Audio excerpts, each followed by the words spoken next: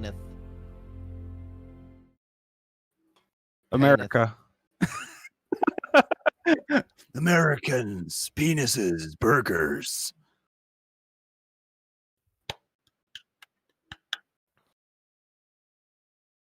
I hear you. You sound great.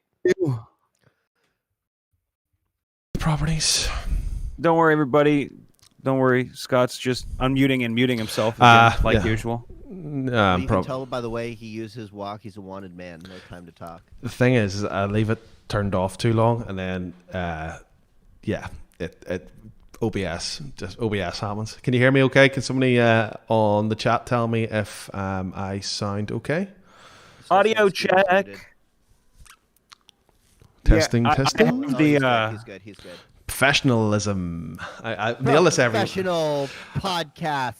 Yeah. Studio. We are the most professional on YouTube. So please. Yo, when we get all settled into my new studio, we'll be able to run everything through vMix, where I just give you guys a link to call, and you get like the best possible audio and video quality on calls. I'm looking forward to it already. Yeah, I just gotta prove to them that I can make money, and then we can migrate our production over to that as kind of the brains of it all. Yeah, you see, the thing is, it's still me at the wheel, so we're screwed. So, yeah, welcome. Until we get you to move to LA and abandon your family. Well, ghost, or just bring them with you. I could bring them with me, but you know. I mean, your kid would have a fucking great job editing in no time. Like, yeah, possibly, yes. Jake now gets a mention. He's the, like, you know, whenever you think of all these, like, you know, like, I always imagine, like, you know, Spice Girls and all those 1990s pop videos where pop girls where they have the not so attractive looking lady in the studio singing, and then they get the good looking girls to do all the dancing in the background. It's a bit, it's a bit like Jake's the backup dancer. He's the girl that never sees the light of day, does all the magic stuff, and he doesn't want any of the fame. He doesn't. Yeah, he really doesn't. Because how many? On our Discord that we used to chat and sort all this out, how many messages has he sent? I'd say about 3 in the whole time in about a year. Do you know what I mean? So, and he never just wants to be on camera or nothing. So if he ever comes on camera, he'll be in full hazmat gear with a face mask so you can't see him. I'd show you him, but he looks like me. He doesn't have a beard. That's really it. And he's broken. Yeah, and he's got a broken arm. But apart from that, broken. Hey, yeah, my son, he is broken. He is dead. He is currently broken, and not on account of my parenting. The videos that go out this week, and the podcast that was edited on Saturday, which I thought was brilliant. I don't know what people are going to say in the comments. Hopefully, all positive stuff. How do you guys like the comments, or how do you guys like the podcast? I don't give a fuck how you feel about the comments. Great, Dave. They were fantastic. Yeah. He just by the way for everybody, he actually's been edited that left-handed. Now he is right-handed, so well, now he's ambidextrous. So there we go. He also can't spell, and I can't notice the. He probably can't fap, which is hilarious and unfortunate. Well, he shares a room with his brother, so I really hope himself a stranger. Well, I really hope he's not doing that with his brother in the bed, in the bedroom beside him. I'm 6. That's a topic for another podcast. I am 6'4", as I've mentioned multiple times. Dave loves that story. He loves that. Weird flex, but okay. This is strange. I'm not even. I used to be not the tallest person in the house, and I'm now not even in the top 2, which is really depressing. Because my other son, who's 15, we were walking into the shop today, and I noticed that he was taller than me. I haven't said a word, so. It must be something in the water, man. I'm sorry. Stone, you gotta drink more of that water. I had a funny feeling that you were left-handed. No, so here's a lefty. Dave's a lefty. I guarantee he's a lefty. I'm a righty. I'm a strong righty. I thought you were too artistic to be a right-handed man. I have never met a lefty. I've seldom met a lefty more artistic than I. There's a couple. There's Jimi Hendrix, who I haven't met. Of course. There's Dave Days, who I have. Jimmy, but I think Dave Days is. Jimmy's here with us all the time. He hasn't been outputting as much as he used to. Hello, Hendrix. How are you? He's there above my fireplace. Ooh, purple haze, buddy. It's all up in our minds. Originality Ace, who got to keep their home, loved the Knowledge with Nolan episode. I was gonna say, Ace, I was gonna say, Ace, I saw you around my stream too, and I'm glad you kept your home, man. I'm glad we could help you get the attention. That's exactly what I was going to ask. Yes, I remember your stream. Take it, everything. I did caught the bit. Brian, can you tell everybody did he get to keep us home, or do you know any more? As far as I know, he did get to keep his home, right, Dave? I mean, yeah, I did for like 4 or 5 streams, yeah. With like an hour or 2 left before it went up on the auction block. Yeah, they managed to save it. Yeah, I missed that like that last minute, but then I came on because I had to like switch off my internet for a minute. I came back on and he was talking that he saved his home, and I went, "Are you serious? That's so fucking cool." I did too. I was like, I spammed that shit out. I'm like, dude, he got it. Yeah, I'm so excited. Brilliant. The power of community, my darlings. Exactly. I was so happy. I was crying. I'm like, dude, come on. And he is a strong Discord user as well. That's how I know of him. He's on the Discord. Been chatting to him a few times. Watched the stream for a wee bit. It was Mario he was watching, the one I was watching. Was it you and I were in the Mario one, I think. Mario 64. Yeah. I was watching Ocarina of Time. That was a jam. Oh, you got the OOT. Yeah, nice. Bro, the soundtrack on that is just phenomenal. Nailed. It's juicy. Right. I see there's a whole left-handed, right-handed battle thing going on the chat. We got to beat in numbers. I've my son's one of my sons is left-handed, and yeah, it's maybe tainted my view on lefties quite a bit, but yes. So first story up. Nobody has noticed who this is by. I don't know who's Ten Nolans. That guy sounds like a real jerk. Hey, love you, Nolan. Like a butthole. He sounds like an airhead. Oh, he's a legend. Oh my god, this was in the campaign that I probably played before this happened. That's what I was gonna say. Why don't you read that one? I think I should read. No, it was all. I already picked it in my head, so I wasn't gonna do that. Yeah, hold on. I want to take it from you, Dave. Scrolling, and let me just see if he mentions my character yet. No, this was before I came in. I was the arcane trickster rogue. Ooh. Yeah, I came in later because they'd already been playing for a year and a half when I came in, and I joined at level 15. That was my first time playing a real D&D campaign. All right. So, this is a very close to home segment for me. This was posted by u/Ted Nolans, who you may recognize from Knowledge with Nolan every Saturday. The daring mission of Squirrel Squad 7, or how I killed a hill giant lord as a squirrel. So our story begins with our party playing the Wizards of the Coast publication, Storm King's Thunder. Also, Cello was the DM, by the way. This is my first jump into a long 5th edition campaign after many years, and I decided to play a human druid to keep it simple. Bryn Oakmont, by the way, broke the universe in this game. Just a circle of the moon human druid named Bryn Oakmont, friend of animals and master of herbalism. The gist of the campaign is head honcho Storm Giant goes missing, and the other giant lords are causing havoc all over the Sword Coast, so myself and my ragtag team of ding-dongs, myself included, head off to protect the people and slay some giant lords. We had your typical metagamer, human fighter, murder hobo, gnome barbarian. The human fighter, oh my god, what was his name? Merrick Stormreach, I believe was the human fighter. It was Merrick Stormreach. Murder hobo, gnome barbarian, squishy sorcerer, and the Firbolg cleric that shows up occasionally. Our first encounters... Oh, squishy sorcerer was Zephyr Everlast. That was his name. And I think the Firbolg was Erdu, and I thought he was a druid for some reason, but maybe he was a cleric. But... and then later on in the show, my arcane trickster rogue Cole appeared, and that was a fire genasi arcane trickster rogue. Anyways, our first encounters with giants were tough. We were low level, and it would take everything we had to finish the fight. We even had an encounter where a frost giant raiding party invaded a town, and for 3 sessions we fought off 30-something frost giants with the aid of the town and an awesome griffin tamer. Eventually, we get to the quest to slay the giant lords. Actually, that needs reverb. Slay the giant lords. Ooh, that's about like level he 8 came at this point, straight and out with of how Quake. this campaign has been going so far, we knew it would be a tough fight, especially since the party was always in the midst of an argument between the barbarian and sorcerer. The barbarian was Knick-Knack, and his weapon was called the Paddywhack. Give a dog a bone. Give a dog a bone. Yeah. Okay. Yeah. I've heard awful things about Knick-Knack. Everybody wanted him dead. So that makes sense that they would be arguing. I'm putting together the pieces for myself here. So we knew it would be a tough fight, especially since the party was always in the midst of an argument between Knick-Knack and Zephyr. We collected intel on where Chief Guh, Lord of the Hill Giants, would be staying. It was this old abandoned logging facility, but oof, was this guarded heavily. We tried sneaking in once and ended up fighting 5 hill giants quietly in the basement. So we regroup outside across the river. We still see something like 30-plus hill giants roaming around. Who knows what's inside? And we're not sure how our first giant lord fight is going to be so we don't want to shake the beehive.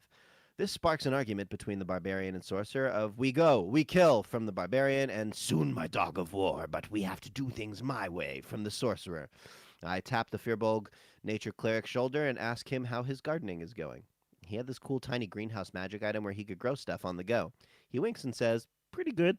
Those deadly nightshade plants are ready. So while the argument is still going on between the rest of the party, I step forward and ask the DM, how many doses of deadly nightshade will it take to off a giant? We start mathing it, and of course, while we have the materials, it'll take a pretty damn good roll to craft it, and you'll have to convince her to drink it. The cleric and I get to work in the Beats Lab? You want Cleric that? and I get to work in the lab and start crafting up the nastiest of potions. This thing is like the fantasy version of Ambien plus extra strength, a.k.a. go the fuck to sleep and never wake up. We get to the herbalism roll, and with our powers combined, we both roll that nat 20 on crafting this potion.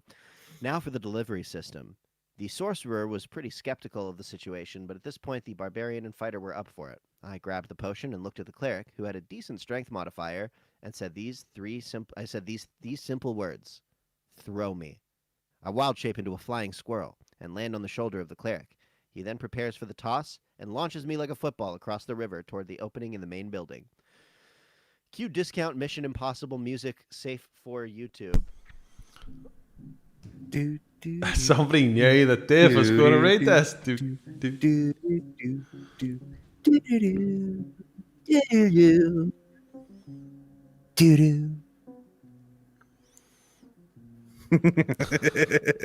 that? Is that cool? Does that work? Very quiet, but I float like a leaf on the wind towards. Oh, I'm sad now. I float like a leaf on the wind towards the entrance and glide straight through, landing on one of the rafters. This place is a mess. Chief Guh sits in the middle of the room, sleeping on a pile of trash. Scattered about the room is large animal carcasses, loot from them raiding, and a bunch of other hill giants sleeping or doing random hill giant stuff. I scurry over to the best possible drop point and land right behind Chief Guh. The squirrel landing sneak check wasn't too hard, but the DM was persistent on making my wild shape back into a human very difficult. But, fortunately enough, the dice gods were on my side, and I nat 20'd that roll as well. I grab the Ambien over 9,000 potion and pour it down Guh's opened maw, who happens to be snoring the day away, and she begins to choke. The color from her face already begins to fade, and the other giants are roused upon hearing their leader is in danger. I flip them all the bird and jump backwards off Guh's platform, wild shaping into the process back into a flying squirrel, and scurry up the rafters, dodging the random shit being thrown at me. I make my exit and glide back to my party. Why don't we get a little scroll, Rip Daddy? I just saw him break the webcams really quick, then he fixed them. The party asks in tandem, how did it go? And we all look to the DM, who is halfway between laughing and just utter defeat. We immediately begin to hear roars and grunts coming from the lair, and hordes of hill giants just begin running out into the woods, terrified, taking whatever they can since their leader was just murdered by a small creature. Apparently, in the book, if Guh dies, then her hill giant lackeys flee in terror. We go in to investigate/loot the place, and poor disgusting Chief Guh looks like she just OD'd on her pile of trash. The perfect crime. So, 1 giant lord down, 4 more to go. But those giant lords will know to watch out for Bryn Oakmont, Circle of the Moon Druid, friend to animals, master of herbalism, slayer of giants, and master fucking assassin. Master fucking assassin. Bryn Oakmont, rated R. Cool. There's your cheap Mission Impossible music, Nolan. How was that, boys? And no one gave you a comment or a like. That is sad. You need that was amazing. Yo, let's all go and fucking spam that shit with likes. Oh, it's got 8 upvotes. It has 8 upvotes. That's not enough though. We need more on that puppy. Hold on. Where is it? Beats by Drow. I just saw that comment. That's funny, Karis. That's Dylan's Furbulk. Oh, okay. Merrick's Stormbot. So actually, we actually had a plot to kill the metagamer human fighter. Between myself and the sorcerer, like if he had continued on his kind of plot arc, we would have had to basically steal his belt of Frost Giant strength and slit his throat in his sleep to prevent him from becoming the new big bad evil guy. Well, gee golly. Yeah, At least it didn't get to that, thankfully. But basically, in his words, his one goal for this campaign was to become as powerful as a god. That's the only thing he wanted, and that was terrifying as his alignment leaned ever infinitely closer to more and more evil as the story went on.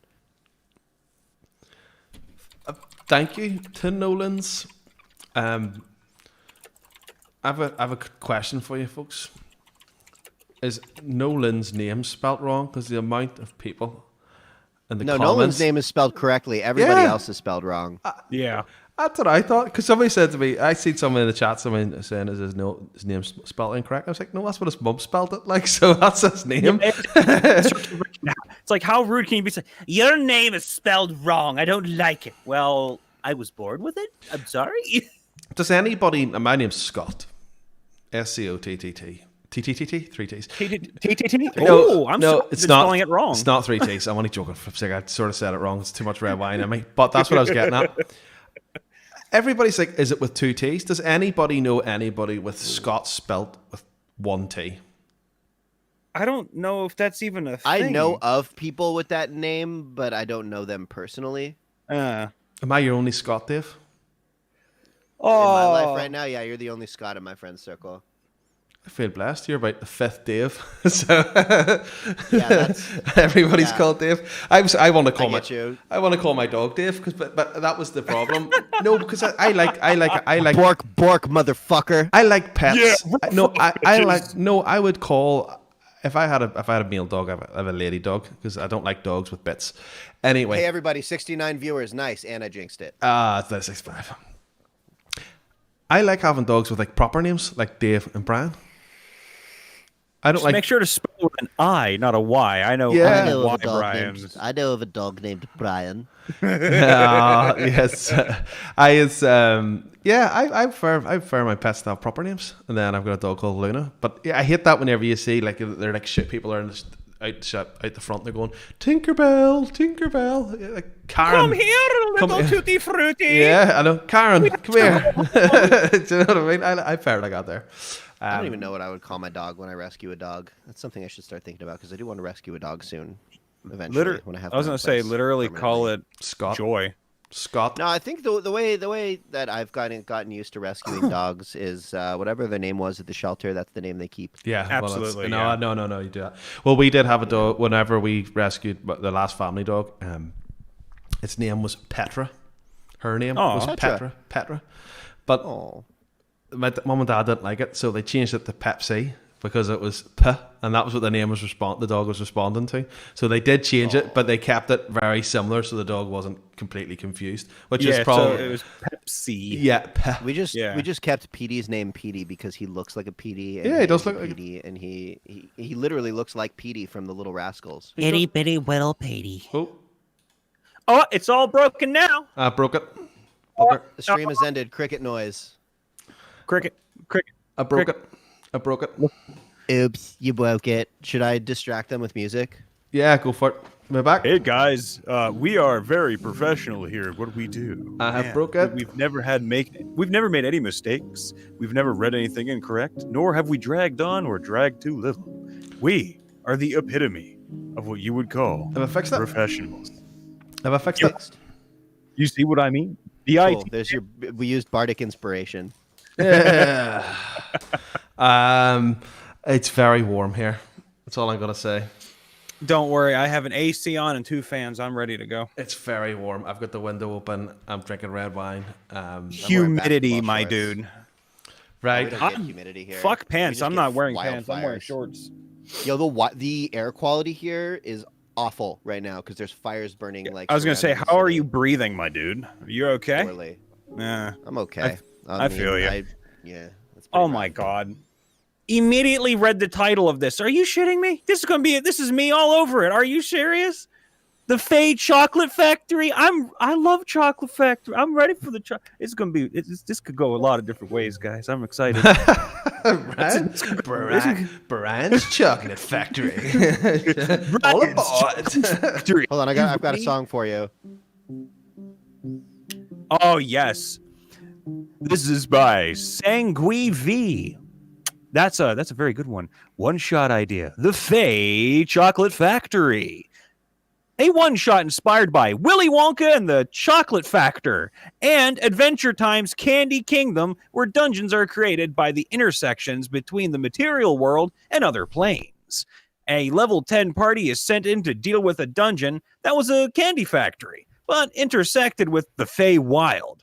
This has led to the factory becoming a delicious death trap with mutant candy creatures, itchy nose, led by their former CEO. Here, they will encounter licorice ropers, gingerbread trolls, chocolate oozes, spiders with cotton candy webs, and marshmallow remoras. That last one sounds a little terrifying. I don't like it. What is a remoras?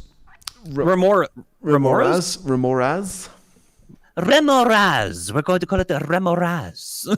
Of course, this also has an effect on certain spells. For example, if you try to create water to wash away something, the water will turn into soda or lemonade that does acid damage. Ooh, nice concept.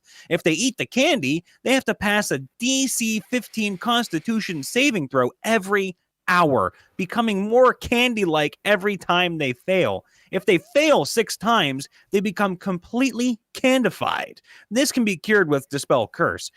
When you become candified, do you become like a candy zombie, or do you become like a candied apple that just stands still and goes, I'm a sugary treat, someone lick me? It's like, I really like this idea, though. It's kind of different. A little weird. I would struggle with candy. I was going to say, Sweeties. From what I hear from Nolan, you would struggle with the DC Constitution saving throw, but I'm not sure. Brian, I might accidentally break the stream again with you not coming back. We play the sad music, Dave, for Brian's ejection from the stream. At least we have Craig's cottage to keep everyone warm. No, don't say that. That's not nice. I said at the end of the stream last week that I had a text message from you, FedEx, telling me that I had something coming. Yeah. And I was really hoping it was going to be my dice bags from Portland, Oregon. What was it? It was my new chair, which I'm very disappointed about. I totally forgot you had a new chair. It's not good? You know what? I love it. It's brilliant, and I don't suffer from crippling back pain anymore because I didn't know you didn't get your dice bags yet. That's so stupid that they didn't give them to you. I didn't get my dice bags, which is disappointing. What do they think's going to be in them or anything? They come flat. It's really a mix of between crippling back pain and looking cool on stream on a Wednesday night with my dice bags. And I'd rather look cool and have crippling back pain because I want crippling depression as long as I have my Craig's Cottage dice bag. Yeah, EtsyShop.com. Craig's Cottage. Oh my god! You got to get your priorities right. Dice bags are important. I have my dice. My cursed. You have your dice? My cursed dice. In a wee plastic. Those are container. nice. They're not nice. Oh well, we'll destroy them together. This bad boy will roll me a 1 just whenever, like 60% of the time, which is mathematically cursed. I think that's horrifying. I don't like that. You don't deserve that, Scott. I'm so sorry. Yeah, test them, show the luck. That's the reason why I use the D&D Beyond dice roller, because that gives an equal opportunity to screw everyone. Yeah, mathematically, it's just. Sad times. I'm definitely going to get more dice ordered. That is on the hit list. My office is complete now because I've got a chair. The problem with working full time is that I had a cheap $100 eBay gaming chair, which was built for a 5-year-old, and it was all right when you sat and played games for an hour on Sunday night, and that was it. But now I'm sat here 10 hours a day doing actual work. 10 hours a day. It was just killing me. So it was. So but I'd still rather have my dice bags. So And that You just one. needed that lovely backsport. I actually really like that story, by the way, guys. So Sanguine, I believe it was. That was good. I thought it was lovely too.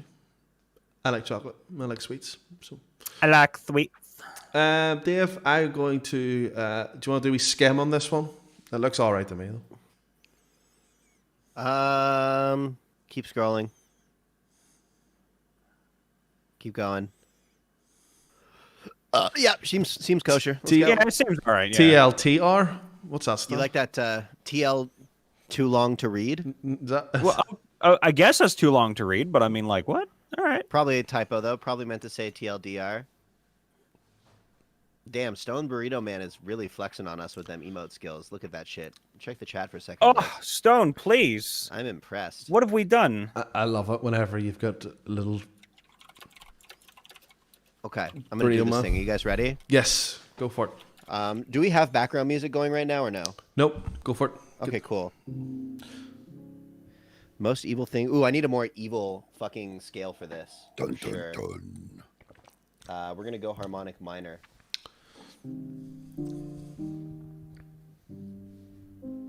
Ooh. Most evil thing my players did so far. By Elro By 000003. Elro 0003. 0003. In my campaign, there was an NPC named John. And the things that the party did to him, while not physically painful, were just evil. A bit of backstory. The players changed the tide of a large war by poisoning a military camp, which resulted in the country's 7 wizard sorcerer leaders being captured. Feeling bad about it, and helping a country that can be described as Nazi Germany plus slavery, the party decided to go free the 7 wizards. When the party went to free the wizards, this is where they met John for the first time. He was guarding the cells, and the party knocked him out to free the wizards. While the party was doing that, John woke up and managed to get away without being seen. The players noticed this after they freed the wizards. Most of the wizards teleported away, but 2 decided to stay and wreak havoc on the city until they were recaptured by the players. While they were destroying the city, they killed everyone in John's family, except for his son. Later that day, the players were summoned to court, where they saw John and knew that they would be blamed for releasing the wizards. But after a few high rolls from them, they got John to... Scroll. I know the music is hypnotic. It's nice. I'm just watching the chat, listening to the story, listening to the music. I love the Wait, name scroll John. up a little bit. Just a little bit. Yeah, Okay, music cool. is There's the spot. magical, There's the man. spot. We're good. All right. Most of the wizards teleported away, but 2 decided to stay and wreak havoc on the city. While the party was doing that, John woke up and managed to get away without being seen. The players noticed this after they freed the wizards. It's hard to read and do this. Okay. While they were destroying the city, they killed everyone in John's family except for his son. Later that day, the players were summoned to court, where they saw John and knew that they would be blamed for releasing the wizards. But after a few high rolls from them, they got John to be blamed, and he was sentenced to death. But before that was done, feeling bad about their actions once again, the party kidnapped John's son and managed to free John from prison with the excuse that they're going to kill him earlier than planned. After John was rescued and his son was kidnapped, they were reunited. The players still felt bad for John, so they gave him a few slaves for trade so he could get some money. However, in the next session, the players started a revolution, succeeded, and outlawed slavery. John is now wanted for all his crimes against the crown.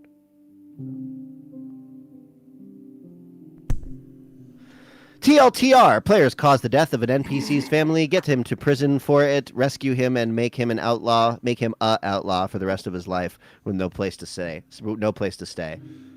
The music trance. I'm so sorry to poor John. I know. Because he literally got the shittiest end of the stick of all time.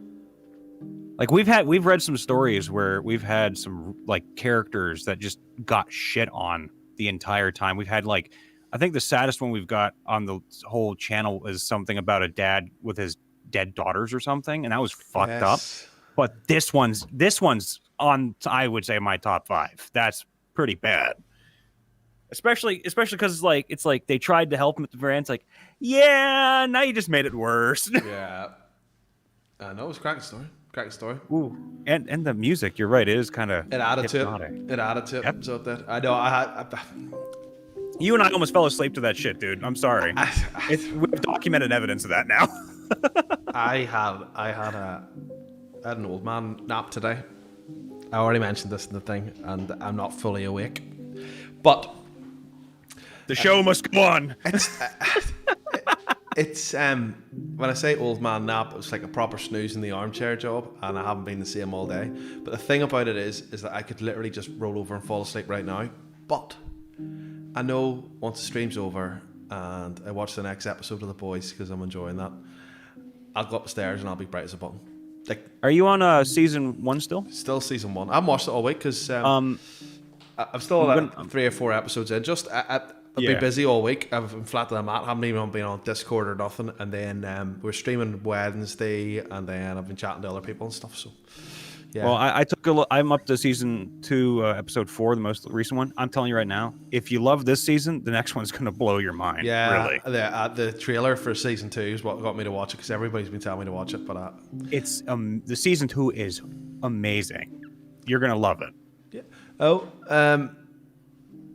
Anya, I woke up at 5 minutes past 5 this afternoon, so I did.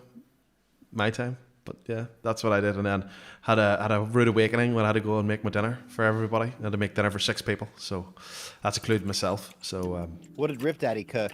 I made some spaghetti bolognese. Ooh, that's always good. Garlic bread, and a bit of trifle after for dessert. So I didn't make a trifle; it was bought in the shop. I didn't even eat the trifle either, but everybody else had it. So just do it for you. Yeah, that's it. Oh yeah, yeah. That's the jam. I was actually meant to have spaghetti bolognese last night, but I was too tired because I'm an old man these days, and yeah, we're too lazy to cook ananymore. And then we just want to takeaway, throw it in the microwave. Takeaway job, so it was. But guess what I had? I had pizza. Oh, go on, Dave. We could all live off of pizza, can't we? I could live off pizza and pasta every day of the week. I don't even like the bolognese, but I just like the pasta. I don't know why. Yeah, you could have pasta, you could have bolognese, you could have chicken Alfredo, you could have just garlic pesto. It's like you could have so much shit with it. Yeah, that's just pure pasta, and then you wonder why I am. Hello, the chair actually has. I'm not as slouching, so look, you can see my boobies now, and then if I sit up straight in my chair, I don't have crippling back pain, and you can't see my breasts no more. Yay! Hey, quarantitties, my quarantitties are still in full force. Everybody roll for your quarantitties. Oh, I bet you any amount of money I'll that roll. I'm gonna roll and get a 1. Bet you any amount of money. These dice are cursed. God. Are we actually rolling here? Yeah. Yeah, I'm gonna get my D20 out. Give me a second. I was technically right. I rolled an 11, 2 1s. Wait, Guys, baby. Is it just a flat D20 roll? Yeah, flat Go D20. for it, bang it. All right. What is the command for in here again? 1 second. Fuck, I got a solid 8 right there. Oh, I'm winning. My corn titties are reduced. Mine are slightly enhanced. That's okay. I can deal. Nothing a bit that of is a 14 for me for the quarantine. Dave has the tightest titties in the stream. So he does. He has the tightest titties. Dave, your titties are the tightest. Save the world, my brother. I'm not going to go for that one because we're getting pretty close to the 1 hour. I was going to say, you want me to die? No, I know. I just got... that one. That's a long one. You want a long one? Is that what you want to go for? Fuck it. I mean, I haven't done a long one tonight. Yeah, why not? Go for it now. And it looks well written. So I think what kind of your background name music do you want, Brian? Something neutral. Something like a neutral? cozy. Okay. I'll just keep in this mode then. Oh, thank you, my brother. Finth 007. I appreciate you formatting this story. I love it already, so thank you very much for that. Quite the chaotic side quest. I am a fan of side quests, and the more chaotic, the better. So thank you again. So my players have been traveling across the Southern Ocean, trying to reach the southern continent, as they heard rumors of great beasts roaming the land, long extinct anywhere else in the world. Basically, this meant dinosaurs, and the druid, who druids are the best, wanted to learn how to wild shape into them like our druid knows how to do. However, on the way there, they ended up on this small island which they knew was populated as they'd seen pillars of smoke from campfires in the distance. Their hope was to get a boat from the inhabitants of the island so they could continue their journey. Hold on. Ooh, I had to swallow that one. That was weird. What they found after exploring the island was that it was mostly jungle with sandy beaches along the coast, and you could walk the length of the island in minutes. It was very small. They'd also discovered it was populated by two groups, a tribe of Kuatoa and a group of druids who all had pet tigers. That were free to roam the island. There was some hostility between the two groups, though neither wished to actually attack each other. Also, neither of them had any boats, and the druids said they would not permit the players to cut down any trees on the island. What the players learned after some investigation was that the source of the hostility between the two groups was that the druids thought the Kuatoa were simply insane, which they were right about. The Kuatoa believed the druids had angered the tiger god, Beelzebub. I want to say that. Which they had... Beelzebub, thank you. Which they had invented. And that Beelzebub was coming to the mortal world every month and slaughtering members of the Kuatoa tribe at night. Of course, the druids dismissed this as the insane ramblings of some insane creatures, not something to worry about.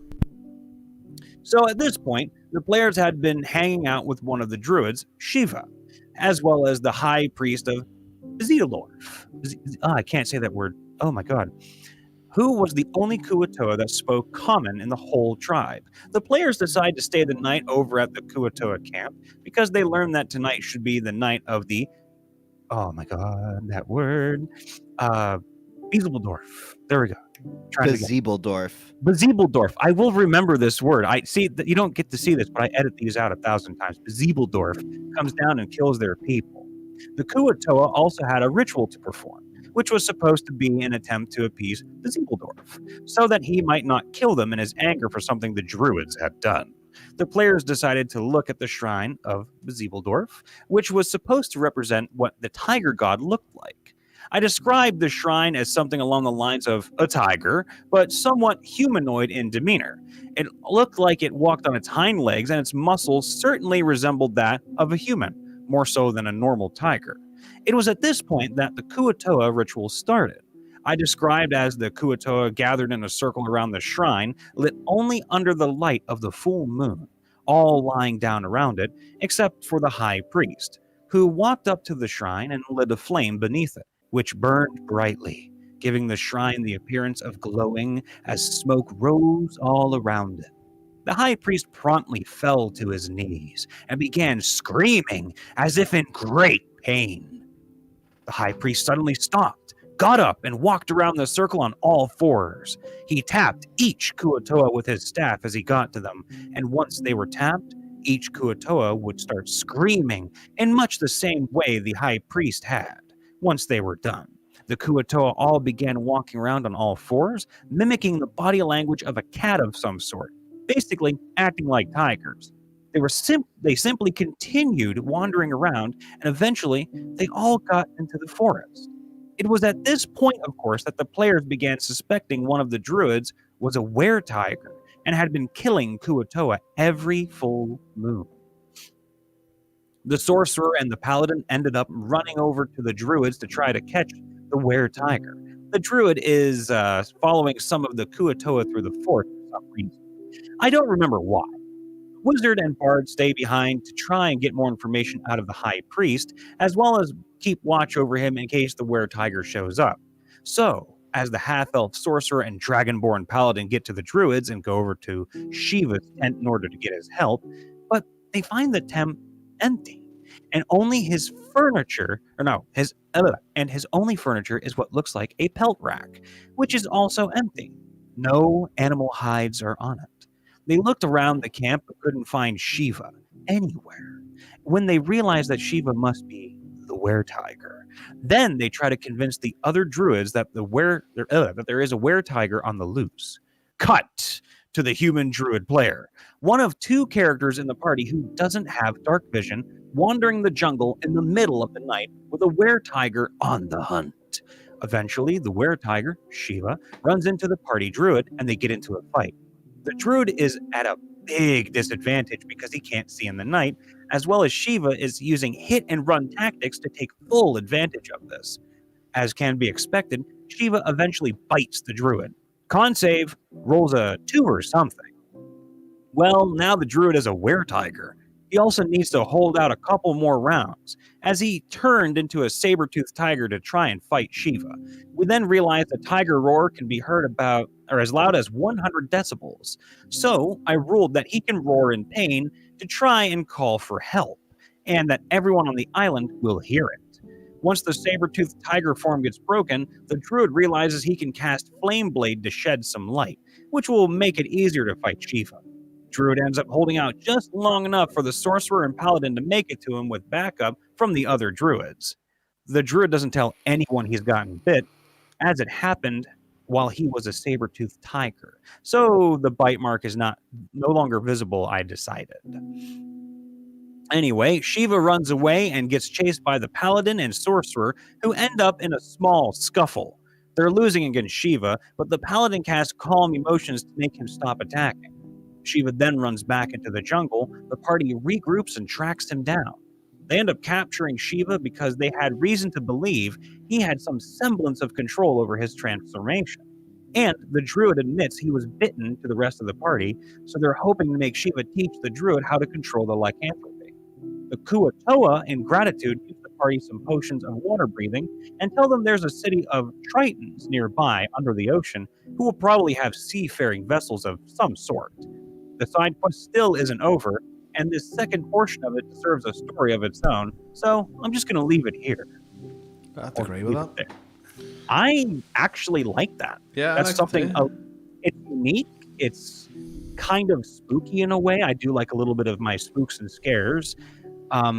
It was a really good reason to separate the party, unlike how most people do it, where they're like, "Oh, we have to go down to the Western Hall to get the treasure." But I want to chase Amber Shard. It's like, no and no. Stick together, everybody, or you're all going to die. Where in this case, it makes a lot more sense. So I love it. That was a really good read. So thank you for that, and thank you for formatting it correctly. Who was it again? That was, scroll all the way up, that is Finth 007. You are the best agent in MI6. So there you go. Sorry for MRRips. getting deafened there. I got an email. Sorry. I didn't hear that. Thank God I didn't hear it. You gotta turn off your notifications, Rip Daddy. No. No. Nah, he can leave them on. They're fun. Fine. That's how you know I'm a businessman that does business. The most professional businessman ever. I do. I'll be talking to sponsors, and people were saying, "Oh, thank you for being so on the ball and so efficient." Pure luck. We're just really lucky.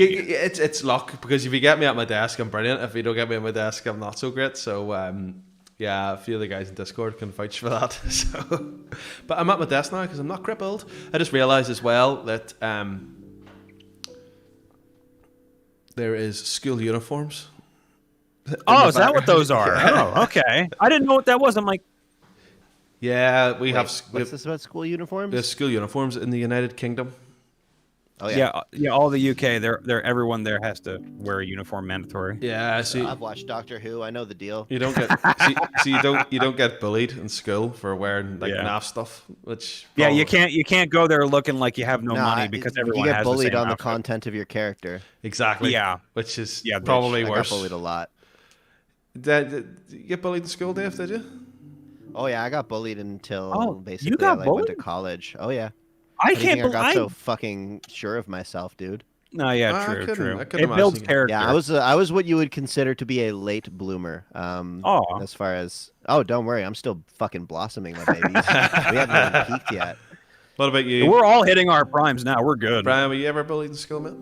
Oh hell yeah! I was bullied from like 5th grade till 9th grade. It was bad. What ages is Yeah, that? I was basically bullied until I was either bullied or just like a social outcast until I fucking graduated high school. Pretty much the same for me. I think it was from when I was like 10 to 18ish, really. Oof. They started young with me because they were like, he's the kid I got the 4 eyes comment once. I'm like, it's just the 70s. Come the fuck on. I know. No, I was quite lucky. Whenever I went to school, I got picked on, bullied in first year, which would be. Were you a tall guy though in school? Yeah, I was very, very tall. So I was picked on because I was like, hit the big lad sort of thing. And then I grabbed this fella by the throat and yeah, I smacked him about a bit, and nobody ever bothered me again. Nobody, but I wasn't in the cool kids. I wasn't in the ones that got bullied. I was sort of that wee grey area. But you kind of traveled in between everything. Yeah, dude, a bully pushed me down to the ground at one point out on the fucking like the field, and I did one of those like ninja kicks where you like leap up off of your shoulders. Oh and yeah. Took him in the jaw and knocked him off his feet, and nobody like beat on me ever again. But nobody wanted to hang out with me either. Yeah. But then like later in high school, that dude ended up turning out to be one of my good friends, and like we hung out and like went snowboarding and smoked weed, and like it was chill. Sometimes all it takes is one person to just stop the bully. Yeah. And then another guy who bullied me until I left that school, he ended up at one of my concerts. He was there to see his friend's band who was opening for us, and he ended up at my show, and he realized that it was me playing, and he came up after the show, and he made amends, and he helped me take my stuff off the stage and break down, and all was forgiven in that one moment. Yeah, that's perfect. The guy that was trying to bully me in my first year of secondary school, he actually lives on my street now, and he's walked past me, and he doesn't recognize me, and I recognize him because he's big, tall, ginger guy, so it's hard to miss. But I would describe him as clinically obese from then to only a couple of years ago. But he is a social worker now, and he changed his whole life. Works in like helping kids and stuff like that there. So I never went up to him and went, I used to bully me. Look at me now, bang! Like second time, that sort of thing. I wasn't gonna beat on him the second time for it, so I let it go. See that I couldn't when I was in school getting bullied and stuff. I had all my coaches and shit telling me like, you're a big guy. You could take some of these guys and beat the shit out of them. And I said, I'm just not into that. I'm not that kind of guy. So it just kind of perpetuated till I finally said one day, fuck you. Yeah, the thing. One really funny story is this one guy who bullied me at summer camp, because I got bullied everywhere. It wasn't exclusive. One time at summer camp. So this guy that bullied me at summer camp pretty horrendously, like turned the entire cabin against me, and nobody liked me because awful guy. He was really mean, and we were only 8, and it's like, I get it, we're 8. But I went home for a funeral in 2014, and I stayed at a hotel, and guess who was on the graveyard shift at this shitty fucking hotel in the middle of the fucking hood, trying to work towards his like certification in hotel management. And I was like flying in from LA for the week to go see my family. So I bummed him a couple darts, bummed him a couple smokes, and I got my I don't want to call it revenge, but like he got his. Life got him good. Yeah, karma will get these motherfuckers unless they decide to change. That's it. I hate bullies. Absolutely hate bullies. I was lucky. The thing about me in school is I was in the middle, but my friends I hung about with, my childhood friends, the friends I've known for years and years and years, none of them went. We didn't go to the same school. None of us went to the same school. We were friends because we lived in the same street, or we lived in the same surrounding streets, if you know what I mean. So it didn't really matter. I spent the whole time in school not really caring if anybody liked me or not. I just went home to my friends, if you know what I mean. So that sort of got me. Yeah, you had that luckiness of like your friends were still in your area, and they didn't have to deal with all this shit either. So they were just kind of there. They went on their thing in school, and we all went and hung about after. It was at the street where we used to play football, and then we started drinking together, and then it was dead lucky because we had like one friend had a granny flat underneath, and the granny moved out.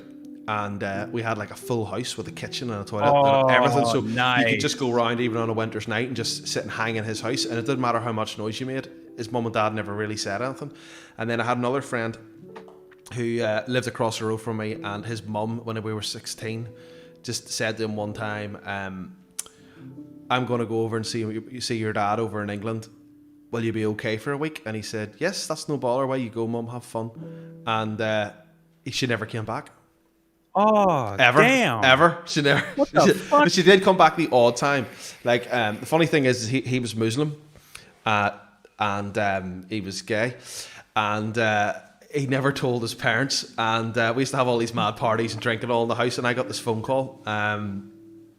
I answered his house phone because I was friends. I knew his mum and all. I ended up renting. Yeah, so it's like, hello, this is the so and so house. Yeah, I answered. I can't say the name, but I answered the phone. George, we'll just say George. I answered the phone, and I ended up. I rented a house office. Comrade, we'll just say comrade. I rented a house office lady, so I'm still friends with her to this day. I rented it off for 10 years, and my house I lived in was rented off her. But anyway, I answered the phone and says, "Oh, hi, Janet. Yes. Oh, me and Ali are just sitting playing Resident Evil 2 because that's what we were playing back then on the PlayStation 1. Yeah. The sad thing was that he had the TV with NTSC, which is your TV format and Japanese TV format, and I had a PAL TV, and the game was in Japanese. I played Resident Evil not understanding a word what was saying, which is the funniest thing. But it was black and white because if you had a PAL TV and you played NTSC, if you had NTSC games, all the colors would be screwed. Yeah, it was all black and white. So I was like, no, we're just playing Resident Evil. Yes, no bother. His whole garage and his whole house was full of drink, like literally full of drink. There's no way. So the best thing about that. And how old were you? 17. So okay. So the legal age over there. So what happened was, if you can see over the bar, you can drink. So what happened was I had to lift all the drink out of his garage. I was talking like hundreds of tins of beer, because we had a party for like 9 months at this stage. Oh God! Lifted it all over to my garage, and then whenever his mum came back for the weekend, seeing everything was okay, everybody left the house party that was permanently there, and then left. And then whenever we were bringing it back, it was maybe like 120 tins of beer. Only 30 made it back. As me and my dad lifted them all. It was, yeah. But this is the guy that lived on his own from he's 16, and he ended up getting rushed to hospital because his mum was sending him money, but he decided to go and buy, you used to call them ramen noodles. Yeah. We called them 9p noodles because they were 9p in the supermarket. So he was eating them for breakfast, lunch, and dinner. Oh, that sodium's gonna rip him a new ass. Until he had to get his poo surgically removed due to constipation. Whoa! Jeez! Holy shit! Yes. He was that constipated.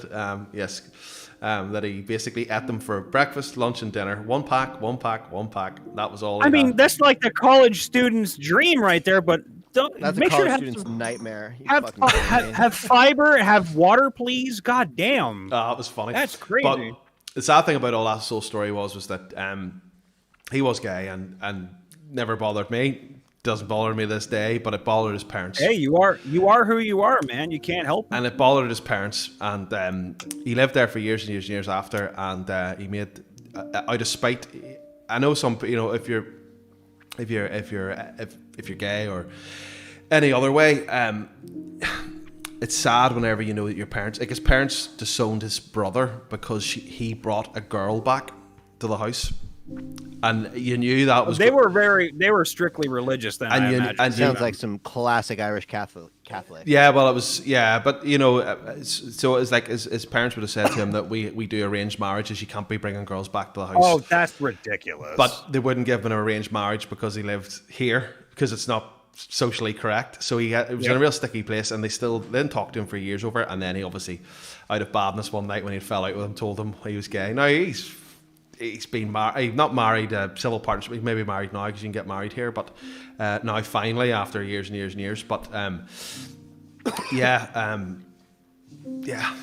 crazy story. But anyway, I still talk to his mum because his mum would phone me up all the time and go, "Oh, how is he?" and all the rest of it. So I'm sort of stuck in the middle, stuck in the middle of it all. But yeah, it's one of those things. Well, as long as he's happy now, that's all that really matters. Yeah, I think they've adopted and all, and they have holiday homes and all sorts of stuff. So they're doing well. Like, so. Good. The funny story about that was that on his 21st birthday, he told his best friend that he fancied. Now nobody knew he was gay at this point. That he fancied this fella.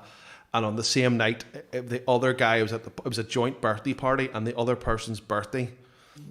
That guy told the same person, although he was gay and he fancied the other person. So they both didn't know each other were gay, and they were both at each other's joint birthday party, and they both told the same person that they liked each other. The chances of that. It's like you literally rolled a D20 and got 2 nat 20s. Come on. And they've been together from that night 16 years. Really? There's Yeah. 16 years exactly. It's crazy. That was the universe giving them a goddamn sign. How does that work? Because all the people that I like, I go tell somebody they don't like you. That was my story growing up. Every day I'd be like, oh, this girl's really pretty. I was such a nice guy to people and shit. And then it's like, well, she's too popular for you. And I'm like, she don't shit fucking rainbows, does she? Even if she did shit rainbows, it's like, okay, I'm down to poke some rainbows. Let's go. Yeah, no, two of my best friends from childhood were gay, so I've grown up with it. So it was a bit of a weird. It was like, it's one of those funny ones, but everybody's happy. All my friends are happy. I'm lucky that way. I was really, really blessed with my friends. That's the best thing in the whole world. There is that people are happy with who they are. So screw it. You know, my actual proper friends from childhood that I still talk to this day. They're all happy, and then we had no major issues with. I know not everybody's happy. You know, not everybody in the world's happy. You know, can't be happy 24/7. And there's lots of people out there that lost friends, childhood friends and all, and they're not that old and stuff, and that's really, really sad when that happens. But I've been lucky, and my friends are all very, very sensible and stuff like that there. That's the thing keeps, as a father myself, you know, like my eldest Jake, who does the editing, he's a muppet. He's a complete idiot. There's no other way. Like, I mean, the guys that he's... Well, yeah, when you're young, you're going to be a complete dumbass, especially nowadays. Oh, dumbass. That's exactly the Americanism for it. Dumbass. He's a complete dumbass. But yeah, dumbass. And you hope that whenever you've got a son that you think is a dumbass, that you think that he's going to have friends who are more sensible than he is. So you keep him right. You're praying like, please give him one responsible one, please. And I was lucky because all my friends were really responsible from like whenever I met them all when I was like 9. So you're going a long time, coming up nearly 30 years. His best mate is even worse than he is. so he's the sensible one, and it worries me every time he goes out.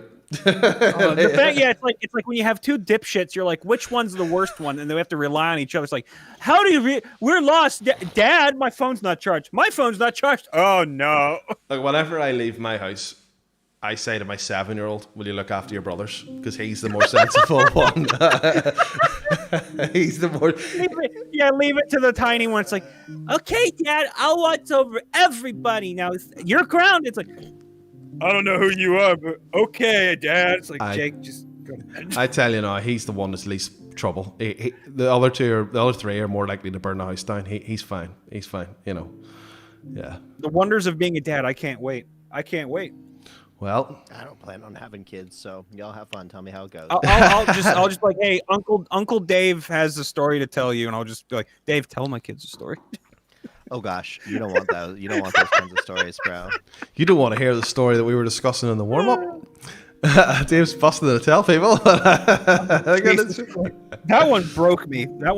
I was like, no, that broke me clean out of my stupor for a minute. I'm like, yep, okay, we're out. I feel quite bad because most of the story, most of the chat that we have at the start's probably the most interesting bit. Yeah, everyone who's missing out on our startup chat, you guys, I mean, we should do like a behind the scenes with that. That should be the Patreon bonus. Exactly. To talk about before the stream. Yeah, the wild, crazy, weird shit we do. People ask me in the comments, debauchery that I get up to on my off time. I know, it gives me nightmares. It's like I'm wondering, is he going to show up? It gives you nightmares of the life that you're missing out on. I sit every Sunday and I go, please be a good boy at the weekend, Dave. Just please be a good boy. Have you met me? No, debauchery only. That's why the dynamic's good. It's like I come on, I'm like, hi Scott, how's everything doing? And Dave comes on, yeah, what up, bitches? I know. Not even. I just walk in dick swinging. I don't say words. Yeah, my life. It's like, everyone fucking duck, Dave's here. My life's a everyone break out your microscopes. Dave's here. My life's a shit show. I've told Dave about it. Like, it's a complete shit show at the moment. This is like, tonight and Wednesday nights are my 2 favorite nights of the week. 2 favorite nights of the week by like a million miles at the moment. This is the bit that I actually enjoy the most. As I adjust my chair, which is not giving me crippling back pain. I can hear it. I'm like, ooh, that's crunchy. I like it. Yeah. So, thank you, people, because thank you, everybody, because if it wasn't for everybody watching, I don't know what I would be doing. Probably just be sitting here sad. So, thank you. We all love you, Scott. Don't I love worry, us all it's all back. good. I love us all too. That's, as I said, Well, the moment I come to England and live with Chelsea, I promise I'll come see you with her. I promise. No, that's it. You'll land in Birmingham Airport, and I'll be sitting there waiting for you, I guess. Oh shit, I'm not Chelsea. It's fucking better than going to Heathrow, let me tell you that. We had to stand there when I went in 2019. I was standing, I'm like, Chelsea sends me a text, and I'm going on my old shitty phone too. She says, where the hell are you? I'm like, I'm standing in a line. And I sent her a picture. She's like, the fuck's that line? I'm like, that's about 400 people in front of me, and there's no air conditioning, and there's one TSA agent, and he's off talking to somebody else. So 3 hours passed while she's basically waiting for me in line. And she's like, I swear to God, she sends me this text, and it says, I wish I had it. Oh, it was so good. She says, in 5 seconds, I'm going to come through the fucking security gate. I'm going to shove someone's head up someone else's ass. Tell them who I am. Because the guy didn't believe that she was a real person when I finally got up there. She's like, I will march over there and I will shove a foot up his ass. I'm here. I can hear you talking. Yeah, I seen somebody saying there about Heathrow. Me and Mrs. Ripper. We first started going out. This is going back 2008. Ooh. I was at Heathrow the year before. Yeah, we decided to go to Layover. Our very first holiday. We decided to go to Thailand, which was the fucking best place in the world. It's brilliant. As we decided to go to Thailand, I think I remember you going to Thailand. Yeah. Stayed in Phuket. I went to PP Island. Went to James Bond. PP Island is where they filmed The Beach. And done James Bond Island and shot some sniper rifles and just generally just had like even when you go karting and they say, oh, what level of go kart are you? And you go, well, I'm a big hard man. I go go. They get 500cc go karts with holy shit. Yeah, like they've got 100 brake horsepower. I could see them skittering about. I was like, nah, I'm not. Give me all of it. No. I want that. That's a goddamn death trap. It's a death trap. I want drift carts. They don't even give you a helmet, Dave. They don't even give you. That's a little funky. Yeah, and I seen two roll as I was waiting to start with 250, which was too skitty as it was. But anyway, we went to Heathrow and we flew from Belfast City, which was lovely because it's just a wee small airport. You fly into Heathrow, and it's all these mad underground trains, things and stuff. And we got off. And we only had the way the airline, the way the travel company had done it. We only had like a 20-minute gap to get from one terminal to another. I got off the terminal, first off the plane under the underground, and I basically thought, I am so fucked. I have no idea how the hell I'm going to get there. All these blue lines, red lines, and all these numbers and stuff. But Mrs. Ripper's uncle happened to be standing there. He commuted. It was a Monday morning. He commuted to London and stayed 5 days and then flew back on a Friday. And he was able to take us to the airport, and I was able to smoke. Because he was so efficient, I was able to jam at least 4 cigarettes at me before I went back in to get in. So that's the worst thing about smoking is it basically takes over your whole life, and that's all you can think of is when your next smoke, and that's you basically. Yeah, and then that moment when you have an anxious moment, you're like, okay, I need it, and you look around, you start sweating shit. It's like you're on crack or something. Yeah, no, I basically lived 1 hour at a time. Was basically when was my next cigarette, so that was the problem. So I basically banged 4 smokes. Put a patch on. So we were standing in the airport waiting to get on the plane, and she's bent over in this chair, and I'm putting a patch on her back, and then I'm like this, trying to get on. It's like no, my turn, come back. And then I never spent so much time being uncomfortable in my life because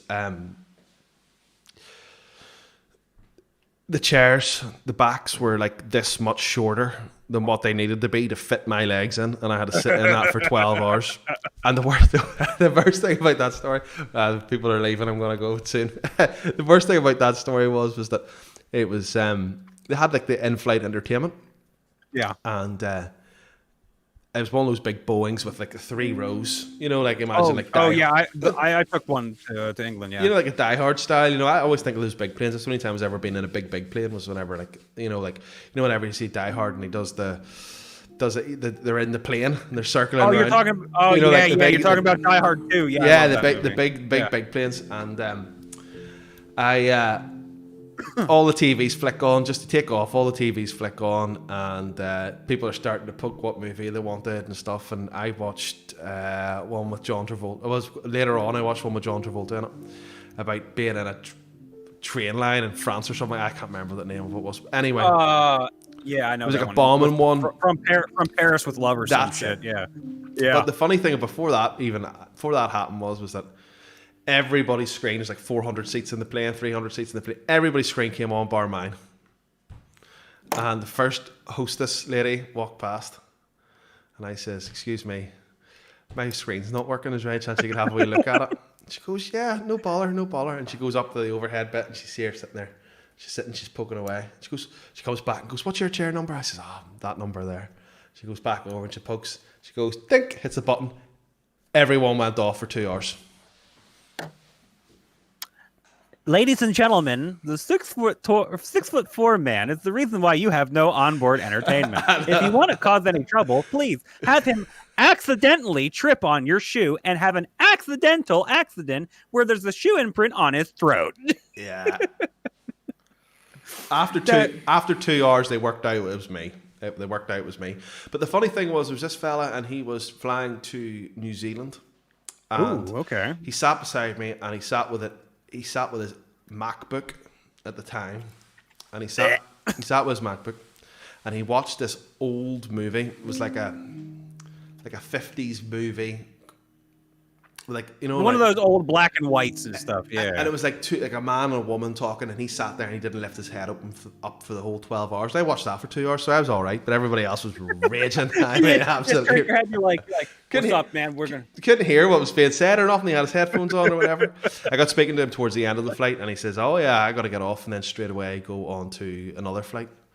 Because he had to run. It was another 7 hours. I couldn't have done another 7 hours. But what happened was we landed in Kuala Lumpur, and Mrs. Ripper, I got a trolley for the bags, and she sat up on the trolley with the bags and fell asleep, and I wheeled her about around this airport for about an hour. Had to get on another train to go to the other terminal to go for a smoke, because they only had one smoke area, and it was stinking. And literally the glass, it was like an inside glass thing, and you could see the yellow stains all run down. And I'm in this wee tight room like this here, trying not to touch anything because it was bogging, and I knew I had a long out flight. And then I took her back. I left her outside. She was sleeping on top of it, and then I wheeled her through. And then I filled all her immigration paper on, and I got her onto the plane. She was still half asleep, and we flew over all these like rocky bits where you could see all those wee James Bondy islands with the rocks pillars coming out of the sea. Oh yeah, with those giant spikes and stuff. Yeah, stunning. They fed me a curry, which is really weird at 7 o'clock in the morning. But then if you take all your time zones into effect, oh yeah, because everyone else is going to be doing something. Technically, it's probably somebody's dinner time, 7 o'clock in the morning. And then I got there after traveling for 24 hours. And they lost my bags. So that's like my ultimate goddamn fear with flying and trains. It's like, please, I just want to strap the goddamn thing to my back and go, I'm not leaving it. It's mine forever. Put all my valuables in my backpack, son of a bitch. Never made this mistake twice. But what we do now is we split the luggage between both bags instead of having her bag and my bag. I ended up landing in after traveling for 24 hours with a time difference. Got a taxi, scared the life out of myself watching these like full families on these mopeds with like kids hanging on to some guy's neck and all. Yeah, they're just hanging on like this and they're going, Ma, turn faster. It's like, no, 35 degrees, 100% humidity. Literally the sweat, the moment you get off the plane, you can feel the sweat trickling down your butt crack. Yeah, it was instant. I couldn't do it. And then having to wait 12 hours for my luggage to come. So I was like, oh no. This place sucks. Yeah, that was. But the one thing I liked about that place was that you could do whatever you wanted. It was brilliant, absolutely brilliant. Thailand. There's no rules unless you get caught. Yeah, that was pretty. Caught doing whatever the fuck you want, really. I mean, they don't care. The one other funny story from there was that Mrs. Ripper decided that she wanted to go for a massage on the beach. Very romantic, Brian. You'll like us. You and Chelsea will do this someday. You're walking down. Walking down the beach, and they have all these wee tents. And there's this attractive Thai lady, and she's sitting on the beach. And you're sure she's a lady? No, 100% lady. I was waiting for Dave to do that. No shade on lady boys. No. If that is your vibe, fucking get it, bro. Yeah, whatever you like, whatever you enjoy. No, so you walk down and you go up to the lady and you say, "Oh, can we have a massage, please?" And she goes, "Yes. 1 second." I have to go because she was on her own. She goes, "2 together," and I was like, "Yeah, we'll do it together." So hung about for a wee bit there, and she was like, "I have to go and get my friend for the second person." I was like, Yeah, dual massage. Yeah. "Yeah, no bother." I says, "How much is it?" She goes, "I can't remember. It was something like it worked out about maybe $5 for both of us. It was really cheap." I appreciated that. So, It's like, it was cheap. That's me. Hey. So she goes off on her scooter, and she's 5 minutes or whatever, and she came back with this lady who I could only describe as looking like Yoda. She was about 4 foot. She had a skin like a leather handbag, and she got off the scooter and she laughed and she went, him, ha ha ha, him. Do I charge him double? And then she went straight over and she looked at me and went, look at his feet, they're huge. She just started laughing. She just wouldn't laugh. All this man is massage I will do. I'm lying down on this beach with a rug with a wee thing over, and Mrs. Ripper's lying beside me, and she's sitting there, and the lady's doing all the rubbing, and she's doing all this here. This Yoda lady massaged me for 25 minutes to half an hour without once touching me with her hands. She only used her feet. No, she used her knees. Oh, Jesus. She basically beat me to death with her knees, and then asked the other lady to rub deep heat on her feet, and then rubbed me with deep heat up and down my body, and then up my inside of my legs, to the point that she was touching the bit that you shouldn't get deep heat on. So she basically beat me to death with her heels and her knees for half an hour, and then left me scorched as I had to walk back to the hotel. What in the holy fuck? I'd be like, I'm not cheap, but I want my $5 back, baby. What the fuck? Mrs. Ripper basically got up and she goes, "Oh, that was the nicest massage I've ever had in my life." She'd have a good one, and then you get the one that's like from hell. Jesus Christ. She was so relaxed, she didn't even notice I'm basically being kicked to death. You're being fucking murdered on the side for lunch money, and Mrs. Ripper's like, "Oh, this is like sitting on a cloud." Oh, it was the cloud with spikes on it, maybe. Funniest thing ever. But it was yeah. If anybody can go to Thailand, I know it's a bit tricky to get there from the Americas. North America is probably pretty hard one to go to, but if I recommend it.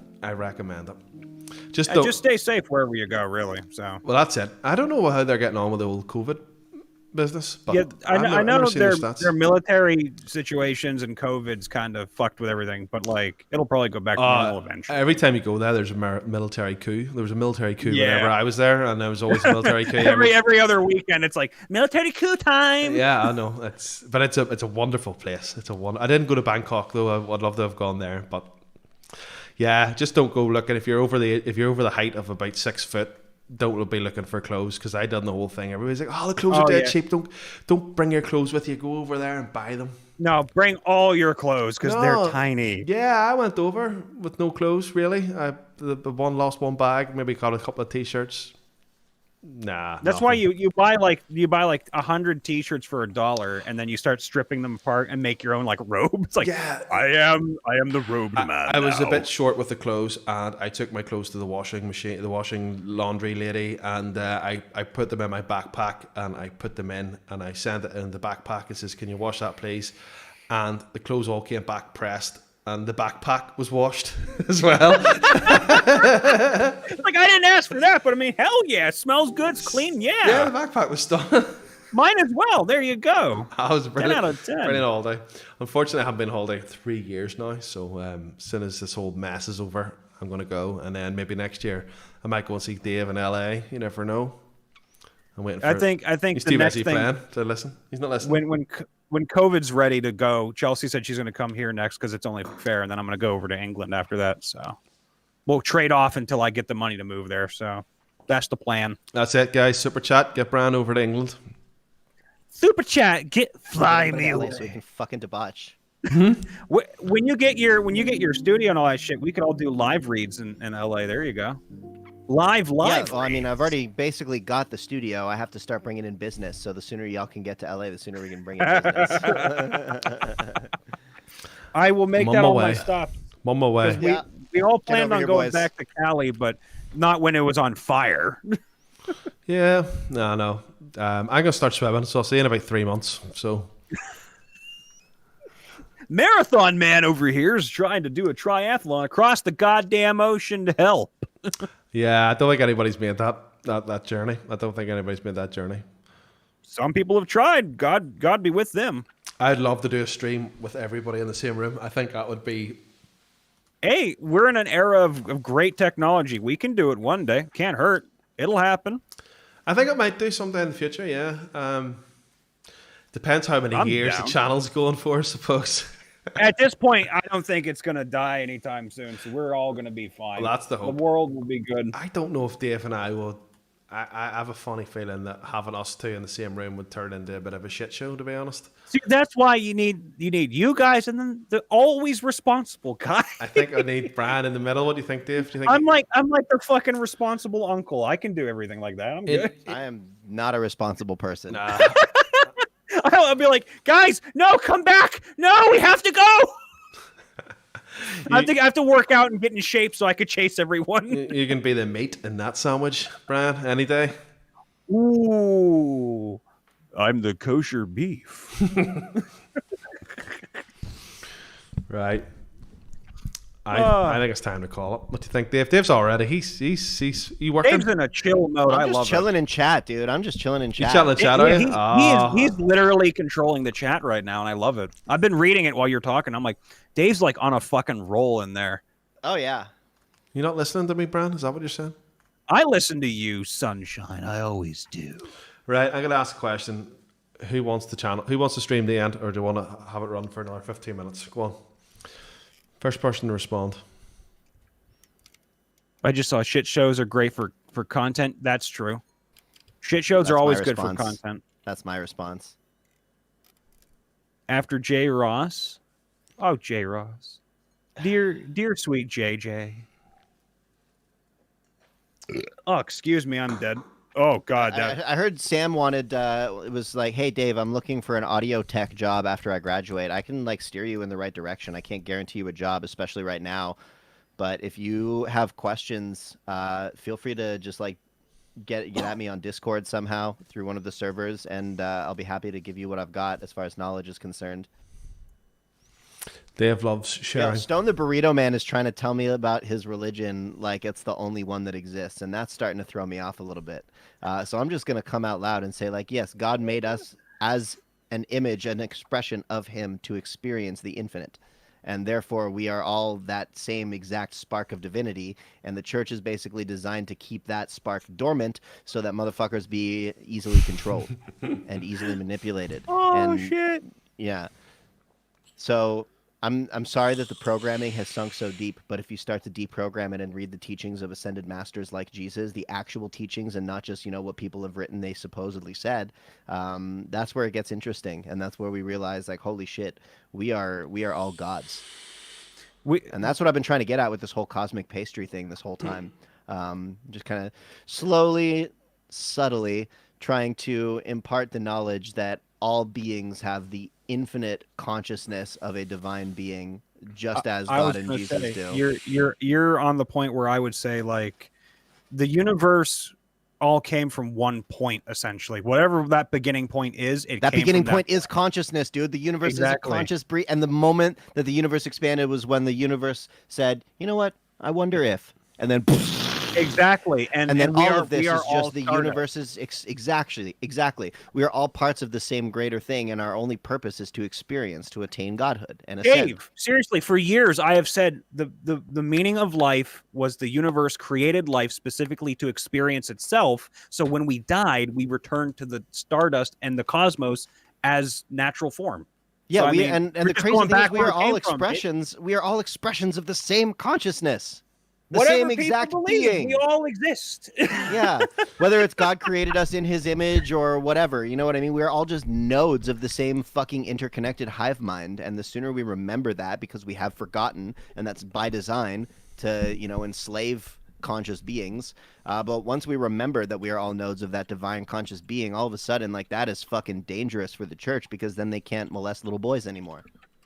That took a dark turn. I wasn't involved in that. Yeah, dude, if you can't convince people and gaslight them into believing that they are sinners, then you can't control them. I just love the way he said that whenever he's got somebody from the island of Ireland as a whole. That shit didn't happen here, did it? No, Ireland is just a beacon of its own beingness in space. Like, it just existed before Earth. Space Ireland. A mythical place. Yeah, it's a funny ice spot because we all sort of spread out everywhere. And hey, Virgil, we're glad that you like the content so much. All the love, man. Thank you, Virgil. That $5 will go towards getting Brian closer to me.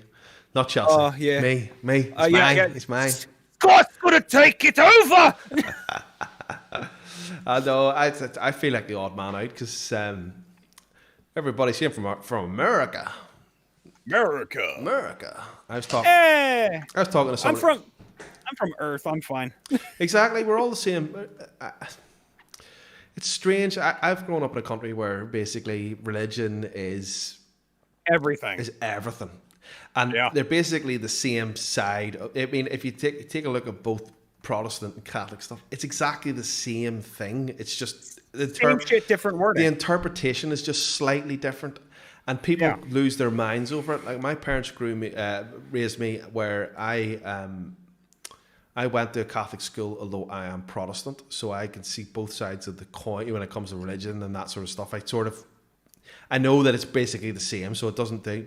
But yeah, I've grown up from an open mind, and it's just a load of rubbish. Everybody just goes mad, and it's a reason. It's an excuse to fucking kill each other. It's an excuse to hate each other, exactly. And it's the same thing. And it's stupid. And you see all the stuff now with diversity and racial issues and stuff like that. There, everybody's the same. Everybody's the same inside. That's the. I always said, if you took a knife right now, it's getting dark. But if you took a knife and you cut your hand, we're going to all bleed the same blood, regardless of religion, what we believe, regardless of what we fucking do politics-wise, or what color we are, or if we're a guy or girl or something in between. Don't fucking matter. We're all going to bleed the same blood. We breathe the same oxygen. Exactly. As Snoop Dogg said, we're all black when the lights go out. Well, that's very true.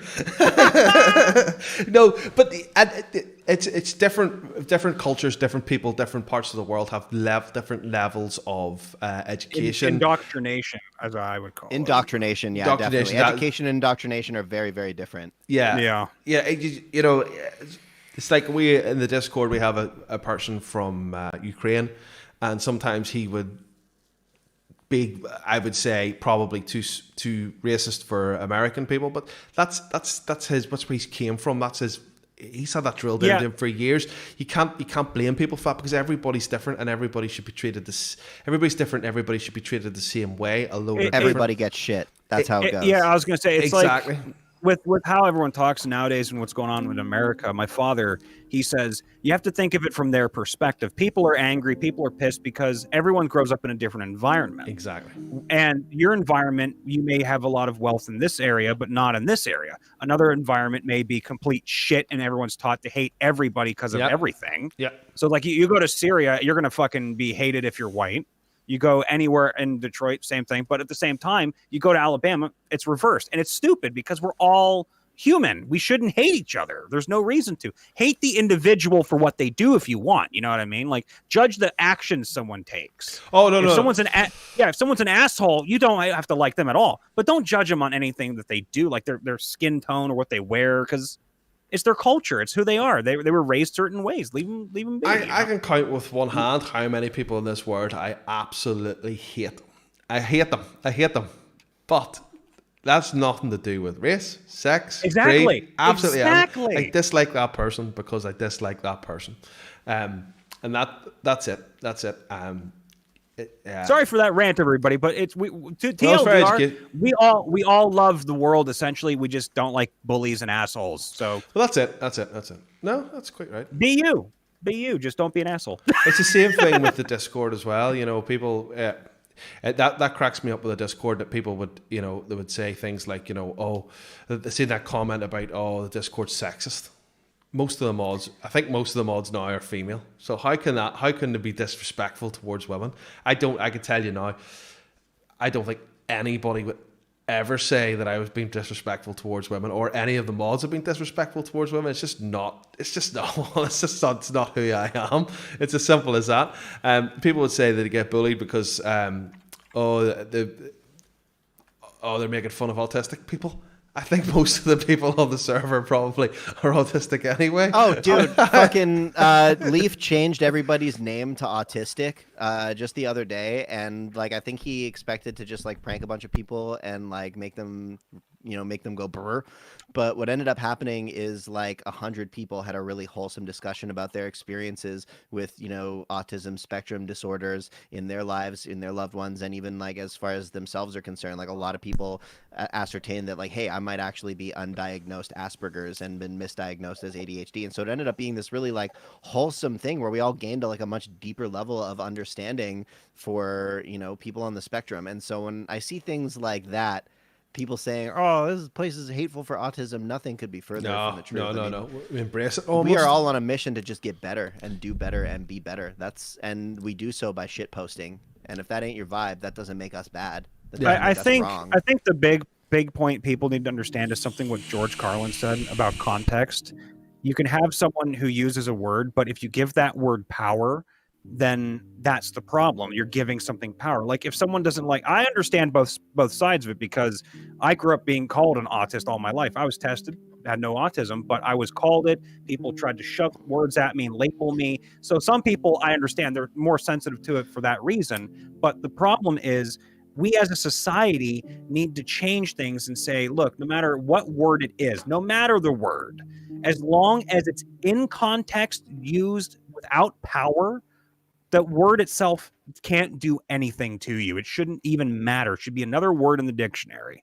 It's the asshole that uses the word incorrectly that has people. If you're a racist, you're a piece of shit. If you're going around making fun of people who are autistic by saying oh, fuck autistic shit, that guy's an asshole. He's using the word out of context in a way or in a context that's bad.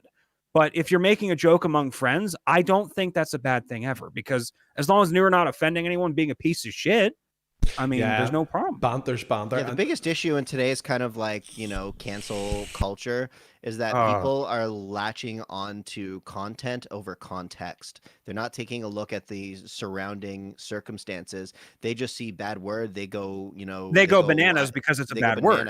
Because it's an opportunity for a soapbox to jump on and, feign intellectual superiority for internet points. And the problem is, when you do that, obviously the real problems get hidden under people screaming, and voices are very loud. Harmful. It hurts other people. Yeah. Yeah. You need to work on helping each other. That's all. Exactly. Exactly. Positivity. We can't speak to each other as equals, and we can't, understand ourselves and laugh at ourselves. Then what's the fucking point? Well, that's the bit that bothers me about me being Northern Irish, and pardon me. I have a friend that emigrated to Canada. He's in Ontario. Oh yeah, smart. Great place.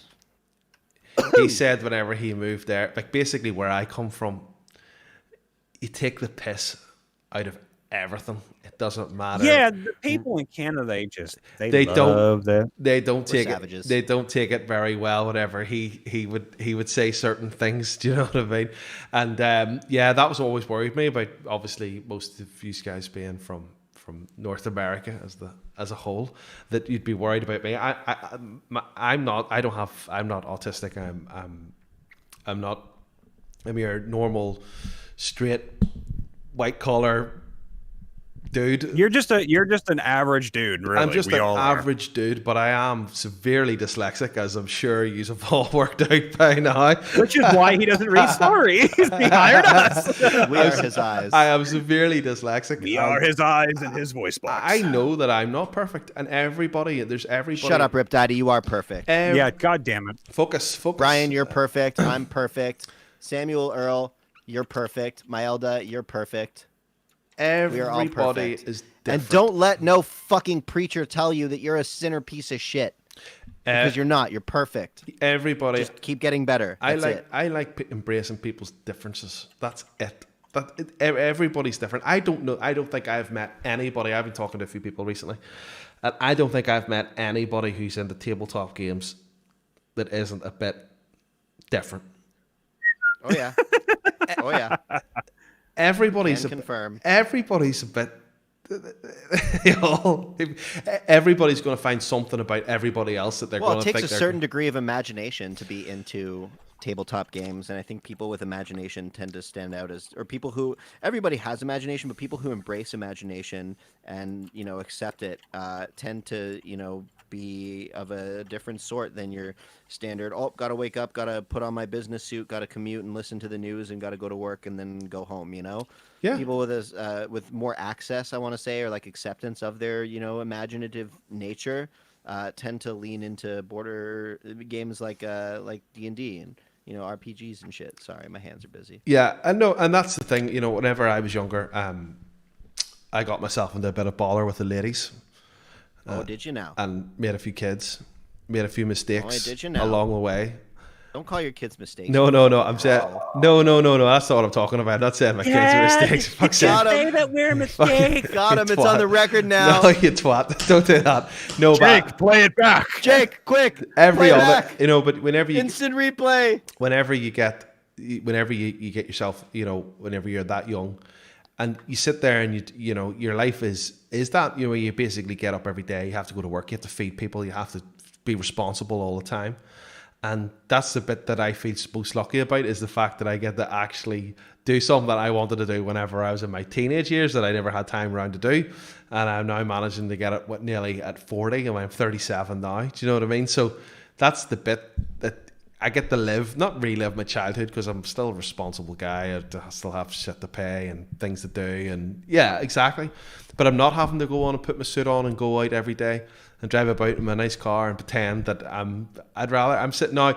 Because what I would have done is I would have sat and worked for the last year, dreaming up shit what I was going to do. I was going to play with Dave. I was going to play with Brian. Was I going to do this? Was I going to do that there? No, that's basically it. That's what I get the chance to do. Do you know what I mean? I think Tuco from The Good, the Bad, and the Ugly said it perfectly. If you work for a living, why do you kill yourself working? Literally that. If you're not happy in life and you're not happy with what you're doing, no matter how much money you make, no matter what you're doing, you're just going to be miserable and want to die anyway. So, and it's interesting because when you find yourself doing things that you don't really want to be doing that aren't good for you, it's harder to thrive anyways. Yeah. Exactly. Because your heart, I worked dead-end jobs throughout my 20s, dude. My entire 20s, I was doing sales. I was driving Uber. I was... I'd love to see you drive Uber. Retail. Dude, I had a great rating. I have almost 10,000 rides between Lyft and Uber. I did it for 4 years. I was a steady, veteran driver. I was one of the first people to go in and fight for and advocate for for drivers' rights as employees. And now there's a whole movement and a bill that got introduced because of a visit that me and my fucking fellow veteran drivers went and made to the LA headquarters for Lyft. So that's crazy. But I did that. I worked in restaurants. I was a barista, and I could never thrive in one place for very long because all I really wanted to be doing and all I was really meant to be doing is putting on shows, making music, and just making people happy. And as soon as I abandoned hope of, scraping by and just was all right, I'm going to eat the loss. I'm going to starve for a while, and I'm going to just start building things that are meaningful to me. Things started to get better, and fast forward a few years, and now it's I look forward to doing work. Yeah, whatever my work is. It makes a big I'm difference. Excited about it. It makes a big difference. It's a point of pride, and when you can take pride in what you do, it's a lot easier to thrive, and you're going to do a better job. Well, that's it. I know. I'm an IT engineer by trade. That's what I do. Mm-hmm. But I'm a live sound engineer by trade. I literally I run shows, man. That's my job. I'm so sick of it. It's just, I hate it. Same. You have to deal with it every fucking day of your life. So you're like, why is it? I was getting tortured to start lockdown. People phoning me up going, "Oh, Scott, this coming Rosh Hashanah Yom Kippur season might be the last live sound gigs I work." Yeah, you just the best paid and the last. Well, that's the way you want it. You want to go out in a bang. I know I was getting people phoning me up saying, and the most chill. I was getting people phoning me up going, "Scott, I can't get my VPN to work. I can't get onto the system. I can't get on the system. I can't get on. I go. Have you tried turning it off and then back on? No, even better. My speakers aren't working. They're turned off. What do I do? No, even better than that. There, I go, right, okay, connect me on. And she goes, I'm not on the internet yet. So how do you expect your VPN to work if you're not on the internet? Oh, really? Is that what you got to do? At that point, I knew I'd had enough. You see, whenever you get that many people asking you stupid questions, you see, whenever I got sent out to do big jobs where I was putting the whole systems in and things like that there, I loved it. Office 365 migrations, brilliant. 3 days work, didn't speak to a sitter, not one person. I could deal with that. But no, I just, at that point, that's why I'm lucky because, you know, I got Mrs. Ripper. You tell her that you want to do something like that there, and you know that if it all goes horribly wrong, people are going to starve, and you're going to lose your house, and you're not going to have a car, and you know the world's going to end. I just like go for it, and that's the reason why I know I'm lucky. But yeah, my ex-wife was like, "You're not gonna make it as a musician at this point. You're too old." When I was like 26. Yeah. What happened to her? Poof. Well, she's pregnant now. Yeah, but not by you, hopefully. No, not by me. It's like 1,000 mini Daves, and we don't know where they are. She's pregnant by a dude who's like probably 20 years her senior, which is a little uncomfortable knowing her past. But as long as she's happy, I'm happy for her. But I dodged that bullet, that's for sure. Because if you're gonna like go and tell somebody that you love that their dreams aren't real, then like, can you even really like love that person? Exactly. If someone shits on your dreams, immediately just no, don't be with that person. Don't ever. Be with someone who's supportive, even if they got to break up with you because they're supportive and they're like, it's just not for me. It's like that's at least a friend worth having. But if someone sits there and says, even people who are like want to get married, have kids and shit, like don't go that far. If someone's literally sitting there every day sucking the life out of you and not supporting your dreams or your passions. I mean, even if they got to kick your ass, like Chelsea kicked my ass into getting into gear, and it worked. So. Got to be with someone who's supportive and actually gives a shit. Yeah, well, you know, as I said, I've been with Mrs. Ripper now for 13 years or something like that. There, we're not married yet, but I mean, there's no problem there. Like, do you know what I mean? It's nothing to do about a bit of paper. I know I'm lucky. You know, that's the difference between whenever you know when you see all these old couples and you're like, they've been together for like 40 years. You think, how do they do it? It's dead easy when you. How the hell can they do it? It's dead easy when you've got the right person. Exactly, and I will say this: it's finding the right person is the tricky bit. But once you find, and you don't got to give up on yourselves either. It might take fucking 30 years. The wrong person will tell you to give up on yourself. Yeah, exactly. And compromise to appease them.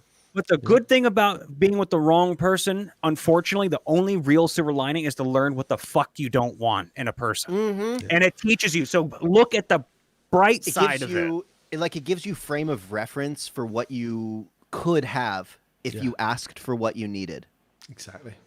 And learning how to ask for what we need is one of the hardest journeys in the human experience. Exactly. No, I've been trying to get Mrs. Ripper onto the streams for a face reveal. Oh, bless. But she's, I want to meet Mama Rips. She's shy for a start. Aww. But the other thing is shy too. So the other embarrassing thing is that you know, watch and go, how the hell did he pull that off? So I don't really want to go there. We're gonna start like asking for a Mrs. Ripper OnlyFans kind of thing. Mrs. Ripper she'd ruin the channel. I'm telling you right now, everyone says the same shit about Chelsea too. I'm like, guys, I'm not that weird, am I? Like, yeah, she's literally perfect. You're fucking shit. I'm like, God damn it. I know, I still get that. Like as I said, you know, it's like people still go up and go, hi. You're like, wow. That's a good thing. I like the whole punching above my weight club. I love it. It's funny because you see people like out there. We were down. I take a dog for she's away for like people are all into their swims at the moment. Where I live beside the sea, and they all go and do sea swimming, and they all go out, and there's all these ladies go out and do it. And me and my youngest decided to take a dog. We dropped her off, and then we were taking a walk back. And I seen this guy, and he's sitting there, and he's walking, and he wasn't a good-looking dude like at all, and you could see he was proud as punch, walking with his hand holding his lady friend. And I'm thinking, that's how I feel. Lucky. He's pleased. Anyway, but what also happened was that I went over and chatted to these mental health guys. They were like support. There was an event going down in a Bangor, and my youngest was wanting to go over. I was like, what's going on there? They got the music and all over. So they were going helping people, giving cups of teas and stuff and chatting to people that probably needed it. So went over and said hello to them for a wee bit. So yeah. I didn't need any help, but I wanted to see how they were getting on because I thought, you want to see, like, are you guys doing okay? Yeah, exactly. Stressful shit. Exactly. But it's just horrible whenever you see, people have to unload, and then when you unload onto the person who's being unloaded, then they got to go home and they probably have to unload. So I went over. Yeah, they got to deal with some shit, and no one asked them how they're doing. So I just went over and said hello to them, but he was there, so it was more for him, like just to see what was going on. So, right. I think it's time to call it. I'm going to go and get another drink. We've had a very powerful discussion today. We got really fucking spiritual. We got deep in we this touched goddamn on some thing. some potent medicine for people. So I hope that if you're kind of out there like struggling with finding a sense of self, that this has helped to like kind of steer you towards ways of allowing space for that highest self to be. Exactly. Yeah, and all three of us in our own way literally respect the entire world and the people in it. We just want you to grow and be yourselves. That's all there is to it. And be your happiest, highest self. And it takes time. It takes time. It takes time, and most importantly, y'all, and this is an unpopular opinion, but it takes work. Conscious, aware work. It takes work, and you're gonna fuck up and you're gonna make mistakes, but that's okay. That's part of the process. As long as you know that's okay. Yeah, and you can start with very, very simple steps. Things like just focusing on your breathing and asking for what you need. Exactly. All it takes is people are not mind readers. Right foot, left foot, right foot, left foot. Small baby steps. Just go for it. It's not going to hurt for long. It'll all get better. Growing pains suck ass, but the other side is fucking lit. That's really what it is. Damn right. It's all worth it. So yeah. That is true. Yeah, I gave up a whole life, a whole alternate timeline, 2 at this point now, where I could have, possibly been married and had kids. But I've never been happier. That's a scary prospect. Imagine me raising kids. I mean, my kids would be fucking brilliant spiritual beings. They would be so like just self-aware and like in touch with their emotions, and because I would validate and acknowledge that every single thing that they are experiencing right now is perfectly normal and perfectly good. And when you do that, you teach people to kind of be comfortable in their own skin. And I didn't get that necessarily because, like, in the 90s, nobody really knew better. But now, wisdom has kind of made its way more around the world, and we have access to information that we have never had before. So if there's something that you seek, you can find it. All the younguns there, you're definitely better off. Yeah, you're definitely better off being alive now. Like, definitely. Do you know what I mean? Even parents and all are way more accepting. Whatever the hell you want to know, and everyone's accepting more so now than ever. So you're not going to be burned in the streets if you have a phone. Whereas if you did that in like the 1900s, they'd be like, "You have technology, you are a witch, die." It's like, okay, none of that shit. Salem witch trials and all that. God. Right, Brian, it is your turn now to do the socials. We got your wee sheet ready. We got your wee sheet. Oh, he's like, how ready he is, Dave. Look at this here. He's straight in. I don't have anything written down, but I'm always good on the spot. Go. And for your viewing pleasure, all of you in chat, if you would like to know more about all of us beautiful boys here, you can look down in the new revamped description for all the videos, because I personally redid them all for your viewing pleasure, from Dave's to mine. Then, if you want some general info, DaveMakesNoises.com. It's going to be in the chat real soon. You can go over there to find every single link to his socials and join him on all of his spiritual endeavors. Boom. Now, for me, of course, you can follow me at Brian Von VA anywhere online. You can find me on YouTube and Twitter primarily. I'm a voice actor. I stream. I do la good stuff. And I am not Dave or Scott, even though everyone says I am in the descriptions and in the comments. So don't do it. And then we have Mr. Captain Big Rigs Ripper, the big boy himself with the most epic father figure, as Dave would put it. And I love him dearly. Dave loves him dearly. We all love him dearly. Daddy. And without him, we all wouldn't be here as one big, fat, happy community of misfits. So thank you, Scott, for being here. You can find all about his new Discord, which you can find friends for D&D, Pathfinder, and every TTRPG in between, in the description below. And you can find no TTRPGs in between, to be fair. You have Call of Cthulhu, but I mean, that's a niche. Yeah. Niche Well, or what I mean niche. is like between Twitter. those 2 points, between D&D and Pathfinder, because Pathfinder is a part of D&D, is what I'm Exactly. getting It's Pathfinder is. at. So there's D&D more. What he's 3.7. trying to say is you can play more games than just D&D. Like you Yeah. can probably find like a Star Wars tabletop group or whatever. Exactly. You can find anything you want essentially that's related to D&D or more on Scott's new server, which is in the description below. Follow him on Twitter as well because he doesn't have goddamn anything on Twitter, and we need to get this old man on Twitter so he can get He's us on even Twitter. more. He just posts videos, dude. Just like fucking post what like food you're eating that day, Yeah, or just like post pictures of exactly. just like you editing videos. That's like the shit that people want to see Wait, anyways. They just want to Dave. see you like grinding.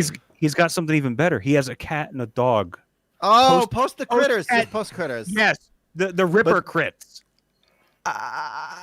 Yeah, you can call it critical fail. I That could be his Instagram, dude. He doesn't have one yet. I'm Yeah, too. you could like stage your critters playing D&D and have just have fucking it Jake up do and it. like Jake would love it. No, Yeah. my critters literally hate each other. oh bless. It's like bad. It's really, really bad. They actually hate each other, and they I blame the parents. yeah, the cat caught me. Like, Yeah, cat Oh, look at scratches. you! You got fucking got, dude. got bad. It's actually not as bad looking as it was. Yeah, I got big time. So it did. That looks I have a nasty, little tiny bro. one right there, small, but the bitch bites. No, the cat had. She decided to urinate in the hall up the stairs, and I went and lifted her very gently from the 3rd floor, and I walked her the whole way down the stairs, and the cat was getting more and more annoyed as I was carrying her down, and I got into the kitchen door, which is just sort of through here. Can't work out my angles. I walked through the door, and guess who was there? The dog. And the dog was like just looking up at the I'm cat. gonna kill this cat. No, the dog didn't do anything. This cat seen the dog and just went bananas, and then Cat's like, fuck that 4-legged thing. I'm and then out. it caught me, and then I got scrabbed, and then I sat down and I pulled the cat's claw out of my arm. I was like, oh, you. And the worst part is they fucking hook their claws too, and it's like, oh come on, it's like a fishing Yeah. hook. Stop. Yeah, We are terrible at ending the stream. I know. I terrible. know. Sorry. We fail miserably at calling it a day. I do it every Fuck it, time. we're hitting the end We have stream to button. work on our boundaries, gentlemen. I know. I was when he meant to end this 55 minutes ago. Was when I watched The Boys, but well, that doesn't matter. I've been holding in piss, so I mean I'm good. Yeah, this guy fucking goes in saying, "Oh, it's gonna be an hour stream. I got a shitload of stories." We got through like 3 of them, 4 of them. We got 4. We got a solid 4, Dave. Now we're all just talking about Thailand and And spirituality I like talking shit. spirituality. and Jesus. I like talking shit. Jesus Christ. I like talking shit. It's simple. Should I play them off? Yeah, go Play for him it. off. All right. Should it be a happy song? Happy this song time? because all the Happy comments one? lately have been saying we've been doing a lot of depressing topics, so Yes. let's make it happy. Okay. While you're finishing, when you're playing this tune there, I don't know how that came about. I actually noticed that. Oh, Thanks, Flash. Flash all the music. love. Thank you. Fucking hype, yeah. You're getting in there. Oh, somebody else has done it as well. Oh we no, got it's 2. no. It's just an emojis came up. I'm not too familiar with that. I forgot what I was saying there. You were talking about the D&D stories being depressing. Like, Yes. What I noticed was that I did a week of it, and people actually noticed. And then this is before anybody even mentioned it. All the ones next week and the week after are all happy ones, or not ones. hey, we got some positive ones coming. Not ones about shitty DMs, insta quits, any of that there sort of stuff. They're all happy ones. So fingers crossed, everybody enjoys them. That's what I'm hoping for. We'll make our best effort to narrate the shit out of these happy So ones. I'll keep away from the sad ones for a wee bit, and then I'll drop the odd ones. I actually like them myself. That's the reason why it happened. Because I love rage quits. I love people. I love. Everyone needs a good rage every now and again. It's the comments when everybody else tells people about their own crappy ones, and I don't know why. Some of them I find funny. It's just me, but I'm only one person. So, but as I said, I noticed it before. There's a 2-week window. There's a video goes out every day now. At least you get the live stream, you got the stream, you get the podcast, you get the 4 normal videos that are the meat and potatoes of the channel. But yes, all the ones are going to be happy from now on. And we are done with the stream tonight. I know. I feel like I'm in church now. All the love, everybody. We're going to the Church of Dave. Church of Dave. I end the stream. I still hear Dave, so I'm gonna do it now. Right? See you on Wednesday, folks. Dave. Toodaloo. We'll see you on Wednesday. For D&D. Yeah. Bye bye. Say bye, Dave. Toodaloo. He's too busy. Oh, playing. bye, everybody. Bye.